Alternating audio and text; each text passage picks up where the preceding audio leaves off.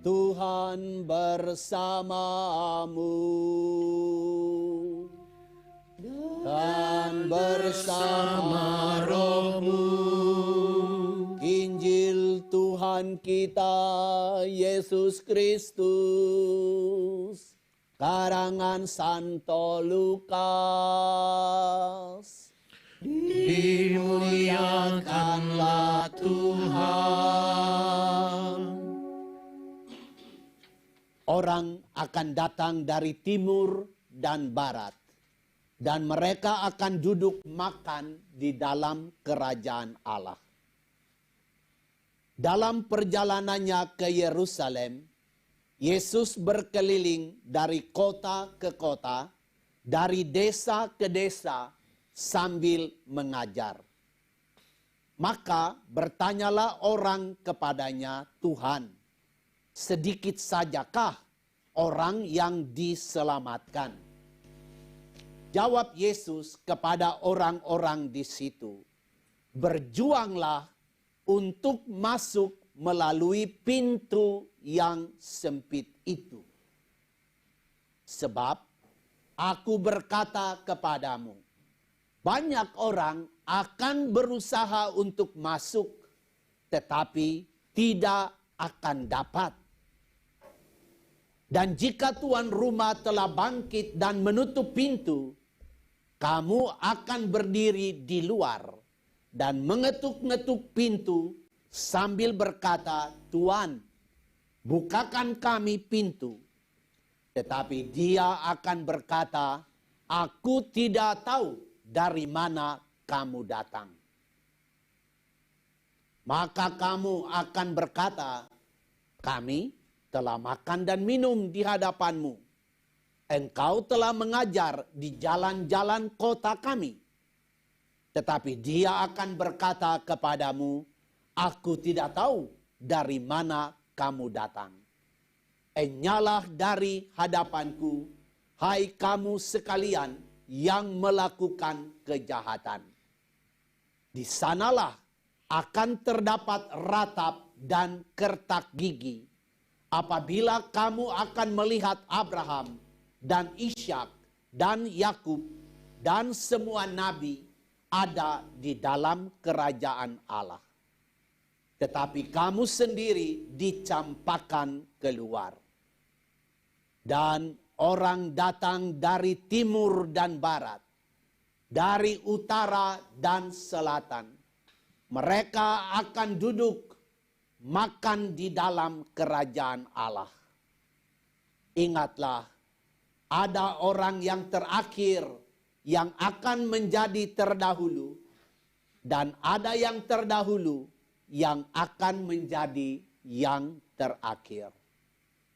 Demikianlah Injil Tuhan kita. Terpujilah Kristus.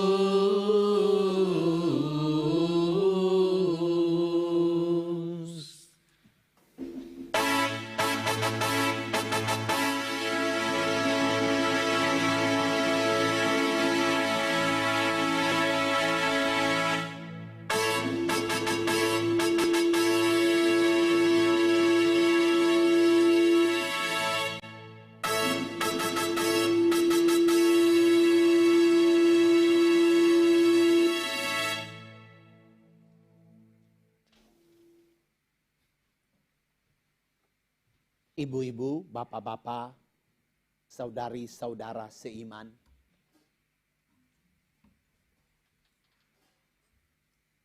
Bacaan pertama dari Nabi Yesaya berkata seperti begini. Berkata Tuhan yang berkata ya. Allah berkata begini. Aku akan datang mengumpulkan segala bangsa dari semua bahasa, dan mereka akan melihat kemuliaanku. Di dalam Injil hari ini ada kata-kata dari Tuhan Yesus. Orang akan datang dari timur, akan datang dari barat, akan datang dari utara dan akan datang dari selatan. Timur, barat, utara, selatan. Orang semua akan datang dan duduk makan di dalam kerajaan Allah.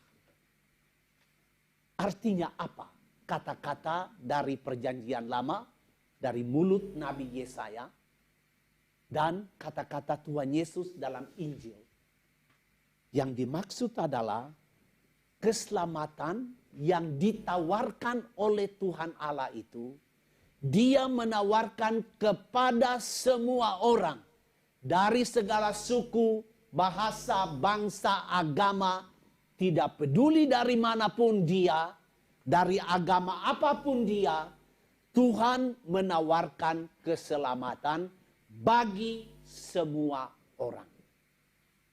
Jadi kalau ada agama yang mengatakan bahwa hanya kami yang benar, hanya kami, semua yang mengikuti kami akan masuk surga, yang lain-lain tidak, itu tidak benar. Sebab Tuhan menawarkan keselamatannya kepada semua orang.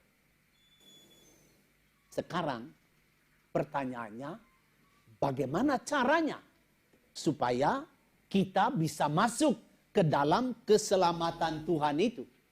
Bagaimana caranya supaya kita masuk di dalam kerajaan Allah itu?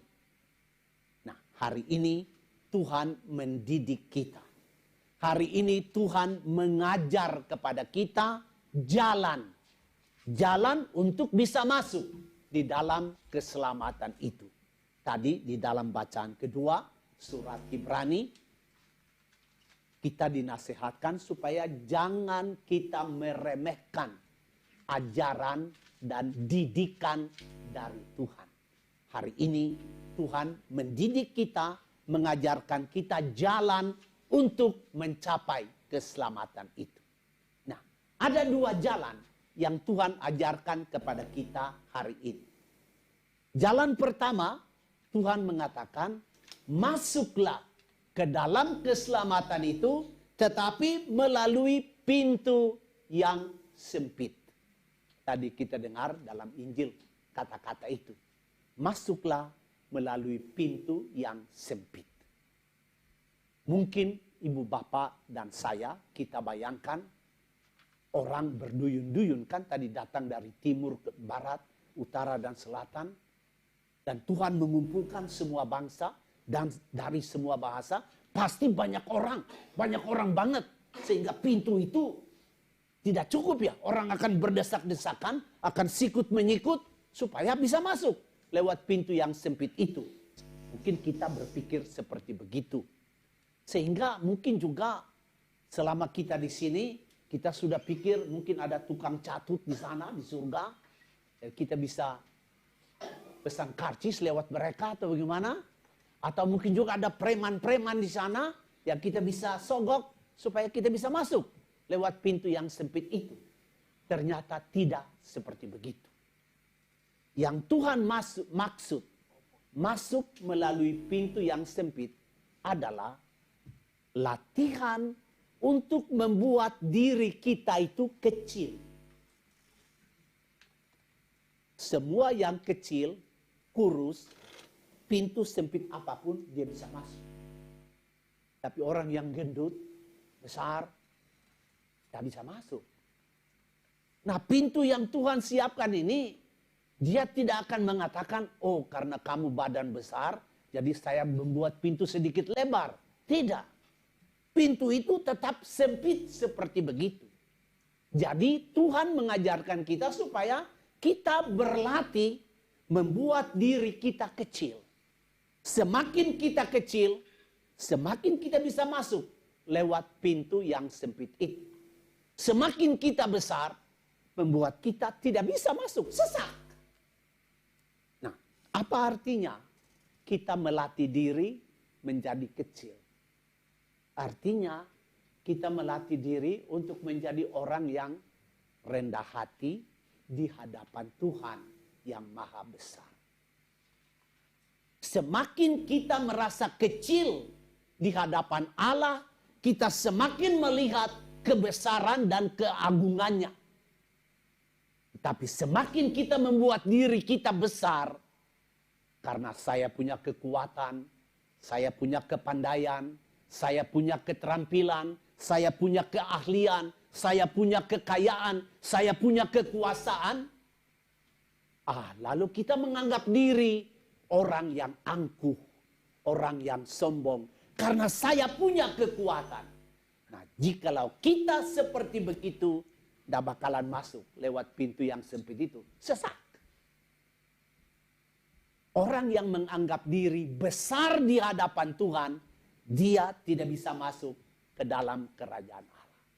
Hanya orang yang menganggap dirinya kecil, saya hanya debu, saya hanya cacing di hadapan Tuhan, itulah yang membuat kita bisa masuk lewat pintu yang sempit itu.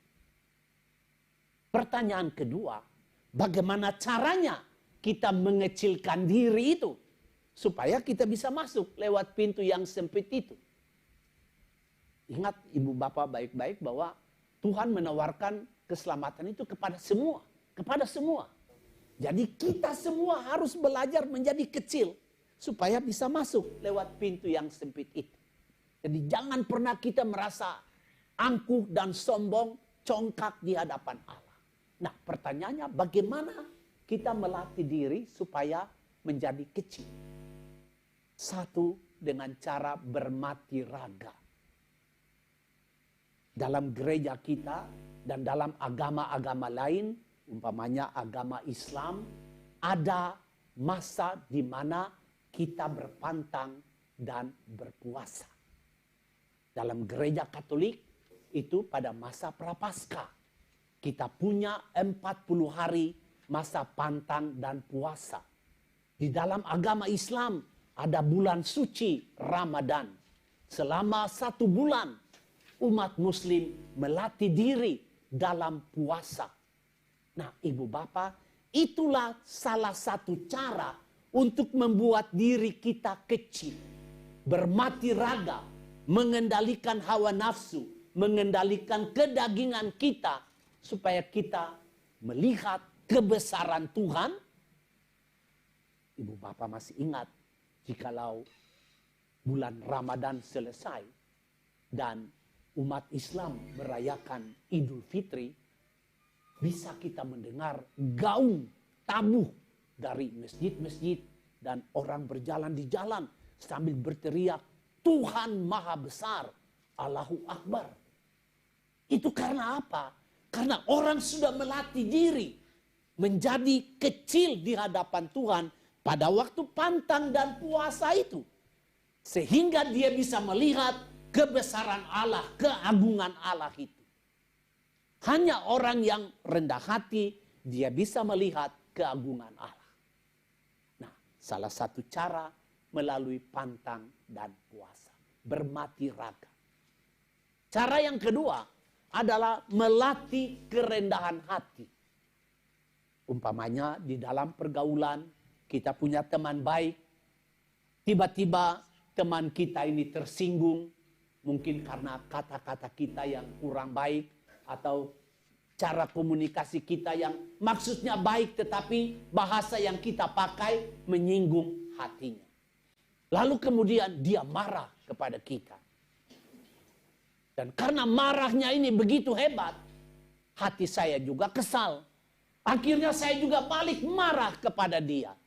Nah, ibu bapak, kalau orang marah kepada kita, sekalipun mungkin kita benar, lalu kita balas lagi marah kepada dia, itu tandanya kita tidak rendah hati. Justru orang yang marah kepada kita, kita mesti belajar diam, dengar apa yang dia katakan. Bukan kita membalas dengan marah lagi, mengungkapkan kata-kata yang lebih kejam lagi. Nah, ini tandanya kita tidak rendah hati. Kemudian, kalau kita sudah terima marahnya itu karena saya diam. Tetapi lalu kemudian hati saya ini sakit sekali. Karena saya merasa saya benar kok. Maksud saya mengatakan yang begini. Kenapa kamu marah sekali? Saya sakit hati luar biasa. Lalu saya mengomel dan ya bicara-bicara marah-marah dengan diri sendiri. Itu juga tanda kita tidak rendah hati. Sebab rendah hati itu selalu disertai dengan sakit. Selalu disertai dengan rasa luka di hati. Selalu disusul dengan penderitaan. Nah, pada waktu kita menderita sakit hati karena amarah orang lain itu, dan kita mengomel, itu juga tanda kita tidak rendah hati. Latihan kerendahan hati ini berat, Ibu Bapak. Latihan yang ketiga untuk bisa menjadi kecil adalah melepaskan kekayaan kita. Apa yang kita punya, kita berani dan belajar melepas kepada tentu orang yang membutuhkannya. Kepada orang yang kita berpapasan di jalan, yang kita jumpa dalam pesiaran hidup kita, dan kita merasa orang ini membutuhkan pertolongan. Dan saya membuka tangan, membuka hati, melepaskan apa yang ada pada saya, kelebihan yang ada pada saya berbagi dengan orang yang membutuhkan itu. Ini salah satu cara untuk kita membuat diri kecil di hadapan Tuhan. Nah, Ibu Bapak, itu jalan yang pertama, masuk melalui pintu yang sempit. Pendeknya, kita belajar rendah hati di hadapan Tuhan dan tidak pernah kita harus sombong dan angkuh dan memegahkan diri di hadapan Tuhan. Kita tidak punya arti apa-apa di hadapan Allah. Yang kedua, jalan yang kedua adalah pintu tertutup. Tadi kita dengar dalam bacaan Injil, orang ketuk-ketuk pintu. Tuhan, Tuhan, buka kami pintu. Tuan rumah, tuan pesta sudah menutup pintu. Dan orang yang mengetuk pintu itu katakan begini, Tuhan, saya juga Katolik. Tuhan, saya sudah dibaptis. Tuhan, saya sudah menerima komuni. Tuhan, saya rajin mendengarkan firman. Tuhan, saya ikut persekutuan doa. Tuhan, saya taat kepada perintah-perintah-Mu. Dan dia jawab dari dalam, saya tidak kenal kamu. Maaf, saya tidak kenal kamu. Saya tidak tahu dari mana kamu datang. Nah, Ibu Bapak, ini nasihat Tuhan yang kedua, pintu tertutup. Itu artinya kita harus belajar mawas diri. Belajar untuk waspada. Belajar untuk berjaga-jaga. Jangan kita merasa aman karena saya sudah dibaptis, karena saya rajin mengikuti ibadah, karena saya ikuti perintah-perintah Tuhan, karena saya dermawan, karena saya sudah menyumbang. Lalu kita mulai bermain dengan kebebasan yang Tuhan berikan kepada kita. Nah, ini harus kita waspada. Sebab kalau kita tidak waspada, kita tidak bisa menangkap kehadiran yang ilahi di dalam perjalanan hidup kita. Karena Tuhan datang kepada kita itu dengan cara-cara yang sangat ajaib. Dan kalau kita tidak peka, kita kehilangan momentum perjumpaan dengan Tuhan itu. Sebab perjumpaan dengan Tuhan dalam kehidupan kita itu selalu perjumpaan yang membahagiakan. Selalu perjumpaan yang membawa damai. Selalu perjumpaan yang membuat kita bergembira. Berjumpa dengan Sang Penyelamat kita. Nah, itu terjadi di dalam kehidupan harian kita. Jadi kita harus waspada, harus berjaga-jaga. Artinya apa? Waspada dan berjaga-jaga. Waspada dan berjaga-jaga artinya kita belajar menekuni. Belajar menjalin keakraban kita dengan yang ilahi. Kalau kita tidak akrab dengan yang ilahi di dalam hidup kita, sia-sia semuanya yang sudah kita terima. Dibaptis jadi Katolik, rajin ikuti ibadah, rajin ikuti perintah-perintah Tuhan, memberi sumbangan-sumbangan. Itu semua akan sia-sia jikalau kita tidak tekun menjalin persahabatan kita dengan yang ilahi. Nah, bagaimana contoh konkret? Saya kasih satu contoh. Umpamanya, dari rumah saya ke sebuah apotek, saya mau membeli obat. Karena apotek itu dekat, saya jalan kaki saja dari rumahku. Di tengah jalan, saya bertemu dengan seorang yang ya menurut saya dia susah sekali. Dia miskin. Dia lagi tergeletak di situ. Nah, saya pikir kalau kita punya hati tidak tergerak oleh keadaan itu, kita hanya berjalan saja seterusnya begitu. Nah, menurut hemat saya, mungkin kita kurang peka dengan keadaan itu. Tentu kita mesti melihat juga keadaan sekitar. Kepekaan itu tidak berarti bahwa kita buta terhadap keadaan di sekitar kita. Tetapi itu salah satu cara bahwa Tuhan itu menampakkan kita melalui peristiwa itu. Orang yang kita jumpai di jalan dalam keadaan sekarat itu. Ibu bapak masih ingat cerita tentang orang Samaria yang baik hati. Ada orang yang tergeletak di jalan, seorang pastor lewat. Dia hanya lihat dan dia jalan. Seorang katekis lewat. Dia hanya lihat orang itu dan dia jalan. Tetapi seorang Samaria, orang dari kebudayaan lain sekali, orang dari agama lain sekali, lihat orang itu, dia berhenti. Dia mengobati orang itu. Dia menyiram anggur pada luka-luka orang itu. Dia angkat orang itu di atas kudanya. Lalu dia bawa ke tempat penginapan. Dia bilang kepada orang penginapan itu, orang yang punya penginapan, rawat dia baik-baik. Nanti uang yang engkau berikan lebih daripada yang sekarang saya beri, nanti saya kembali, saya bayar. Nah, ini orang yang peka akan kehadiran Tuhan melalui peristiwa hari-hari. Peristiwa hari-hari itu bisa terjadi di dalam rumah kita. Antara seorang suami dengan seorang istri.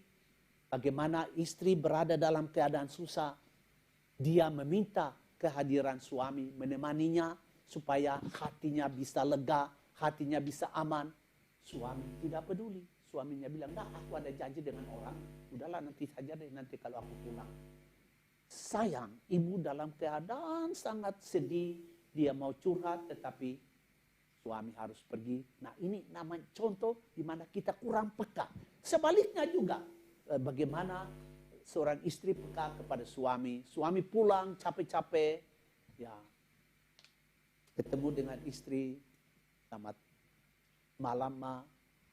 Ya mama tidak jawab, barangkali tuli atau bagaimana, tapi asik main HP begitu kan. Nah ini salah satu contoh konkret saja. Bahwa kita tidak peka bagaimana Tuhan itu menyapa kita lewat peristiwa sederhana ini. Suamiku pulang dalam keadaan capek, tapi saya tidak peduli dengan kehadirannya. Saya sibuk dengan bermain HP.